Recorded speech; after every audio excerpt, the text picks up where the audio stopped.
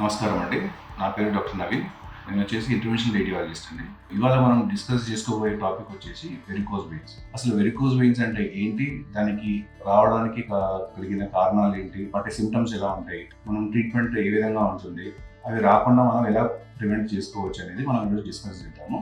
Varicose veins అంటే బేసిక్గా మన కాళ్ళల్లో ఉండే చెడు రక్తంని తీసుకుపోయే రక్తనాళాలు అన్నమాట. ఆ వెయిన్స్ వచ్చేసి మనకి రెండు రకాలుగా ఉంటాయి. ఒకటి వచ్చేసి సూపర్ఫిషియల్ వెయిన్స్ అంటాము, మన కండరాల్లో ఉండేటివేమో మనం డీప్ వెయిన్స్ అని అంటాం. ఈ సూపర్ఫిషియల్ వెయిన్స్ ఏవైతే మన చర్మం కింద ఉంటాయో వీటిల్లో వచ్చేసి మనకి ఈ వాల్వ్స్ అనేవి ఉంటాయి అన్నమాట. ఈ వాల్వ్స్ అనేది మనకి బ్లడ్ అనేది కాళ్ళలో నుంచి గుండె వరకు చేరవేర్చే ప్రయత్నం చేస్తూ ఉంటుంది. ఈ వాల్వ్స్ లో మనకి వీక్నెస్ అనేది ఒక పీరియడ్ ఆఫ్ టైం, అంటే ఏజ్ పరంగా కానీ, లేకపోతే వంశపార్య పరంగా కానీ, లేకపోతే ఎక్కువ నిల్చునే వాళ్ళలో, ఎక్కువ కూర్చునే వాళ్ళలో, లేదు అంటే ఏమైనా దెబ్బ తాకినా కూడా ఇవి ఫెయిల్ అయిపోయే ఛాన్స్ ఉంటుంది.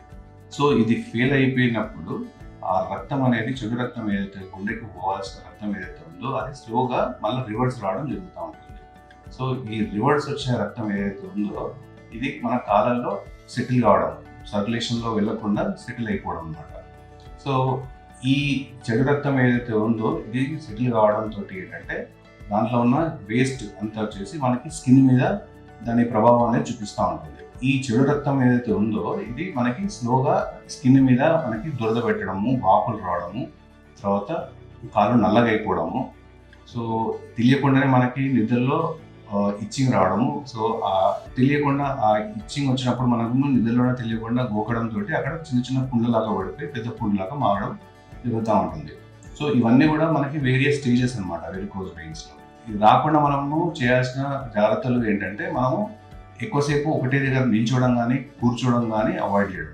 సో ఫ్రీక్వెంట్గా మనము కాళ్ళు అనేది మూవ్మెంట్ ఎక్కువసేపు, ఒకవేళ మన జాబ్ సాఫ్ట్వేర్ ఎంప్లాయీస్ అనుకోండి, ఒకసారి సిస్టమ్ మీద కూర్చుంటే వాళ్ళు ఒక 4-5 hours అట్లనే కూర్చోవాల్సి వస్తుంది. సో అలాంటి సిచ్యువేషన్లో ఏంటంటే మనం ఎవ్రీ 1 hour గ్యాప్ తీసుకొని అట్లా వాక్ చేసి వస్తే డెఫినెట్గా దానివల్ల యూజ్ అనేది, బ్లడ్ అనేది ఏదైతే పూల్ అయిపోయి ఉంటుందో అది సర్క్యులేషన్లో వెళ్ళిపోవడం జరుగుతూ ఉంటుంది. సో మనం దీనివల్ల వచ్చే చేంజెస్, ఆ స్కిన్ మీద వచ్చే చేంజెస్ కానీ, ఆ వాపులు కానీ దీనివల్ల మనకి తగ్గే ఛాన్స్ ఉంటుంది.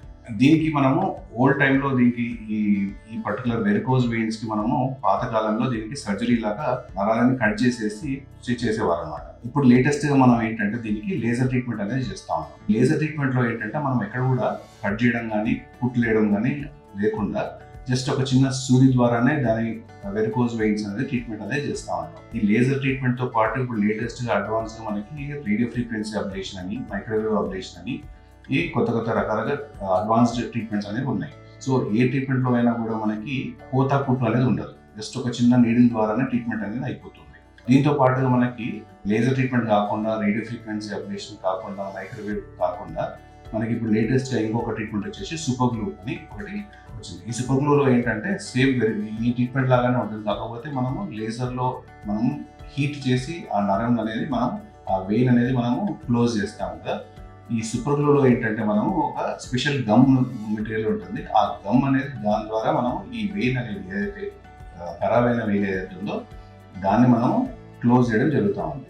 దీంతో పాటుగా మనము ఈ లేజర్ అండ్ ఈ సూపర్ గ్లూ కాకుండా కూడా మనకి ఈ చిన్న చిన్న నరాలు ఏవైతే ఉంటాయో, మన కాళ్ళ మీద కనిపించే నరాలు ఏవైతే పాముల్లాగా ఉబ్బిపోయి ఉంటాయో వాటికి వచ్చేసి మనము స్క్లియోథెరపీ అనే ట్రీట్మెంట్ చేస్తాం దీంతో పాటుగా. సో ఈ స్క్లియోథెరపీ కానీ, ఈ లేజర్ కానీ, ఏదైనా కానీ చేశాక మనకి ఇమీడియట్గా రిజల్ట్ అనేది కనిపించదు. ఈ రిజల్ట్ కనిపించడానికి మనకి అట్లీస్ట్ ఒక 2-3 months అనేది డెఫినెట్గా టైం పడుతుంది. సో ఆ టైంలో ఒకటి ఏంటంటే మనము స్టాకింగ్స్, కంప్రెషన్ స్టాకింగ్స్ అనేవి ఉంటాయి. ఆ కంప్రెషన్ స్టాకింగ్స్ అనేది ఆ 2-3 months అనేది డెఫినెట్గా వాడాల్సి ఉంటుంది. సో ఆ స్టాకింగ్స్ వాడడంతో ఏంటంటే మనం ఏదైతే ట్రీట్మెంట్ చేస్తామో ఆ వెయిన్ అనేది గ్రాడ్యువల్గా స్లోగా కరిగిపోవడం జరుగుతూ ఉంటుంది బాడీలో. సో ఇది అక్కడితో అయిపోతుందా అంటే లేదు, ఎవ్రీ 2-3 monthsకి ఒకసారి మనం చెకప్ అనేది డెఫినెట్గా ఫాలోఅప్లో చెకప్ చేసుకోవాల్సి ఉంటుంది.